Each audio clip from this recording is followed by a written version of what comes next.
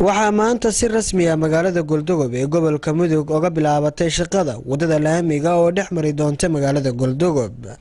Mashruucan oo ahaa mid soo jiitamaya ayaa ugu dambeyn gaaray midhadhalkiisa waxaana iska kaashanaya hay'adda TIS Plus iyo shacabka reer Galdogobeed kuwa oo lacag ku darsanayay. Gudoomiyaha degmada Galdogob Xasan Faarax Maxamed Anyaxle ayaa ka warbixiyay shaqada maanta Galdogob ka bilaabatay. waxaad arkaysaan saaka wadadii oo bilaabatay waxaan muddo sugaynay wadadaas bulshada reer Galdogob waxa la rabaa lahaanshaha wadadaas inay fahmaan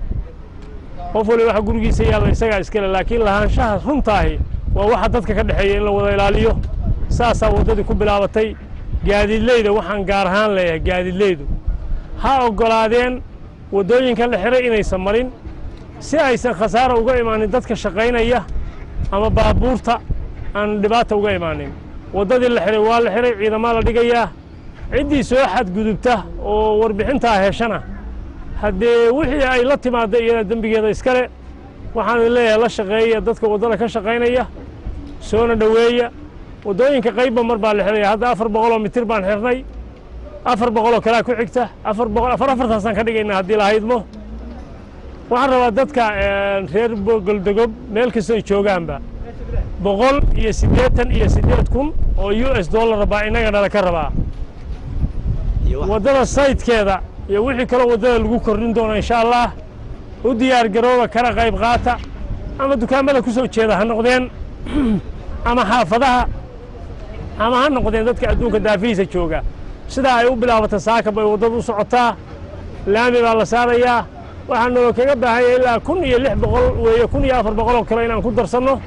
shacabka reer Galdogobeed iyo mid kamid ah oday dhaqameedyada degmada ayaa wax farxad leh ku tilmaamay shaqada maanta Galdogob ka bilaabatay. waxaan ogeysiinaynaa marka dadka in loo diyaar garoobo wanaagaas iyo horukacaas horumarinta deegaanka oo bilaabatay maanta horumarinta deegaanka oo maanta bilaabatay in kulli laga qayb qaato laguna talagalo la isuguna yimaado laguna talagalo la isuguna wax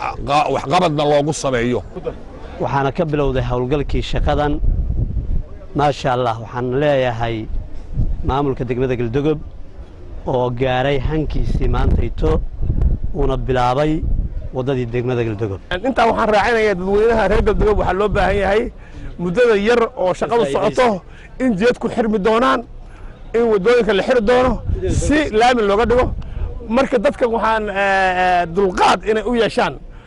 oo sidii looga bartay ay gacan siiyaan nimanka noo dhisay laamiyada iyo wadooyinka iyo soolarada iyo